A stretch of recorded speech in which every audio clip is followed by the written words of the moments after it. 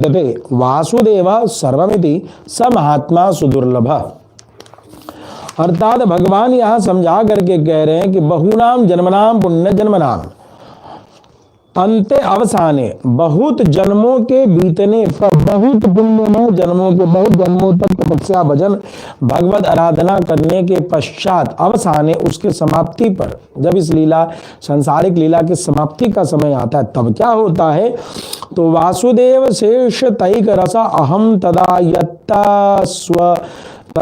यत्ता स्वरूप स्थिति प्रवृत्ति च, कि ऐसी मन में आती है भाव, विश्वास आता है कि भगवान वासुदेव की अधीनता है, जिसका एकमात्र स्वभाव है वह आत्मा मैं हूं। अहम और सचा संख्य यही कल्याण गुणगण परतरा इति ज्ञानवान, और उस वासुदेव के आधार पर ही मेरी स्वरूप स्थिति तथा प्रवृत्ति है। अहम तथा स्वरूप स्थिति प्रवृत्ति, मेरी स्थिति और परिस्थिति कैसी है, उसी वासुदेव के आधार पर। वह वासुदेव जो है असंख्य कल्याण में गुणों के कारण परम श्रेष्ठ हैं। ज्ञानवान भूत्वा, ऐसा जान लेने के पश्चात, वासुदेव एवं मम परम प्राप्यम प्रापकम च, ऐसा जान लेने पर मन में यह विश्वास हो जाता है कि वासुदेव ही एक हैं जो मेरे प्राप्य विषय हैं, और प्राप्त कराने वाले माध्यम भी वासुदेव ही हैं। च अन्यदपि यन मनोरथ भरती स एव मम तत्, और तथा और भी जो कुछ भी मेरा मनोरथ है, तत्सर्वम इति, वह सब क्या है, वह वासुदेव ही है। ऐसा समझ करके माम यो प्रपद्यते माम उपासते, जो मेरी प्रपत्ति को प्राप्त करता है, जो मेरी उपासना करता है, स महात्मा महामनः सुदुर्लभ दुर्लभतरः लोके, वैसा महात्मा दुर्लभ है, परम दुर्लभ है, सुदुर्लभ है, जो ऐसा भाव करो, अपने आत्मा को भगवान मात्र की प्राप्ति के लिए स्वीकार कर ले, ऐसा महात्मा दुर्लभ है। वासुदेव सर्वम इत्यस्य अयम एक अर्थ, वासुदेव सर्वम इस पद का यही अभिप्राय है कि उसे ही सब कुछ मान लेना चाहिए। क्या कहते हैं कि 7/17 प्रियो ही ज्ञानिनोत्यर्थम अहम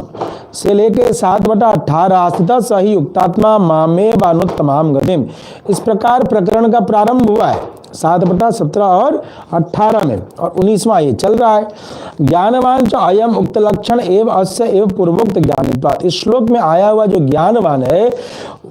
ज्ञानवान भी उपरयुक्त लक्षणों वाला ही है, क्योंकि पूर्वोक्त ज्ञानीपन ऐसे पुरुष का ही हो सकता है, क्योंकि पूर्वोक्त जो जानकारी है, अनुभव है, या जो चिंतन का स्तर है, किसी ज्ञानी पुरुष के पास ही हो सकता है। भूमिरापा इति आरभ्य अहंकार इति में भिन्ना प्रकृति रसदार अपरिमितस्त्वन्याम प्रकृति विद्धि में पराम जीव भूताम, ये जो 7वें अध्याय के 4-5वें श्लोक की चर्चा है, इति चेतना चेतनस्य प्रकृति द्वयस्य परम पुरुषेश तैक रसता उक्ता, यहाँ स्पष्ट 4 और 5वें के वर्णन को आप देख लेंगे, जिसमें स्पष्ट किया गया है कि पर अपर दोनों प्रकार की प्रकृति का एकमात्र जो कारक तत्व है, स्वामी है, वह परमात्मा ही है, वह परम पुरुष के अधीन दोनों प्रकृति रहते हैं। आगे 6 और 7 में जब हम देखते हैं, अहम कृष्ण से जगता प्रभव प्रलय सदा मत्ता परतरम नान्यत किंचित अस्ति धनंजय इति आरंभ, वहां से प्रारंभ करके 7/12 तक देखते हैं, ये चैव सात्विका भावा राजसा तामसा ये मत एवेति तान विद्धि नात्वहम तेषु ते मयि। 7/6 से 7/12 तक जब देखते हैं तो वहां क्या दिखता है, भाष्यकार टिप्पणी करते हैं, इति प्रकृति द्वयस्य कार्य कारणो भयावस्थस्य परम पुरुषा यत् स्वरूप स्थिति प्रवृत्ति परम पुरुषस्य च सर्वै प्रकारे सर्वस्मात् परतरत्वम उक्तम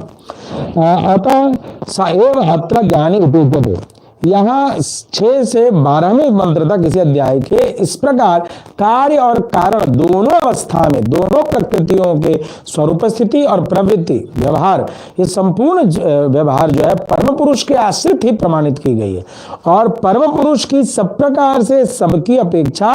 परतरत्व श्रेष्ठता बताई गई है। अतः जो इस प्रकार से स्वीकार करने वाला है, वैसा ही पुरुष यहाँ ज्ञानी कहा गया है। तस्य ज्ञानिनो दुर्लभत्वम थी, ऐसे ज्ञानी की दुर्लभता ही सिद्ध करते हैं। भाष्यकार टिप्पणी करते हैं कि आगे ऐसे ज्ञानी की दुर्लभता को प्रमाणित किया जाएगा।